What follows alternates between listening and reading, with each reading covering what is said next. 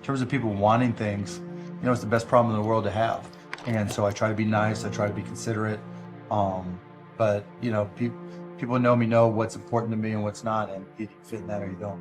Yeah, they don't do the work. They don't learn, you know, when you walk in the room, when you start a business and you start to talk about somebody, you're never in a vacuum with no competition, you know, unless you're just extremely lucky. And if there's going to be competition, that means somebody else knows your business as well as you do when you get started. And if you walk into a competitive environment and they still know more about the business than you do and more about your customers, you're going to lose. But most people don't consider that. They don't do the work. They don't learn more about their industry. They don't know even about their business. I mean, and so you've got to put in the effort to know more about your industry than anybody else. And that's the brains part, and that's the effort part as well. Because look, if you're competing with me, you better know what you're doing. Otherwise, I'm going to kick your ass, you know, and you're not going to outwork me. You know, whatever you want to do in life is possible.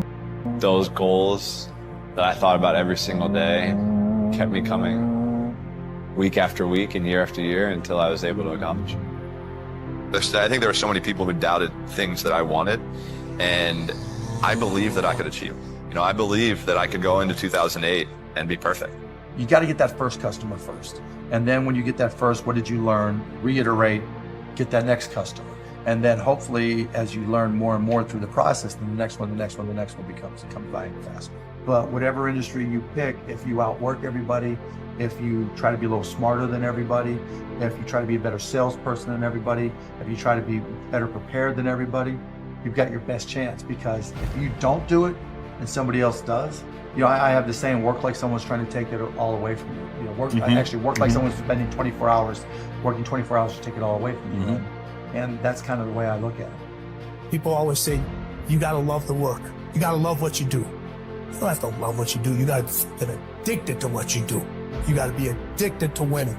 You cannot work short hours. You gotta work long hours. You gotta work smarter, and you gotta work fucking harder. It's the work that you put in, the time and effort, the dedication, the hours that nobody else saw here, the sacrifices. You have to be disciplined. You have to be obsessive. You have to be addicted to the result. At the end of the day, the person that will surrender is the person that didn't work as hard as the other person. You gotta work harder than the other person. So just when you felt like you did that last rep and your muscles are saying, I can't do no more reps, you say, yeah, you gotta do one. I always say, you know, for every one of my businesses, I say, what would I do to kick my own ass? You're right. So whatever business you have, there's somebody trying to put you out of business. There's somebody trying to take a bite out of your business. And it's better for you to figure out how they're going to do it rather than they do it. But the one certainty is government's too big, government is inefficient, and there's ways to cut back on the amount of money you spend. So what does it take to pay for all the services we as a country feel are legit for our citizens, whether it's healthcare, security, whatever it may be, and what's the best way to do that? And I literally, rather than saying, here's 30 programs you have to sign up for, and here's all the overhead associated with managing those services and monitoring. When I sit around for Buff, I don't like me. My whole life, I was convinced, when I was a young man, I was convinced I was a loser. Absolutely convinced. Until I started getting really good at martial arts, I never thought I was good at anything. I just had a very low self-esteem. And I was limiting myself by what I thought were other people's opinions of me. This is when I was a really young kid. And I didn't figure this out until I was like in my 30s.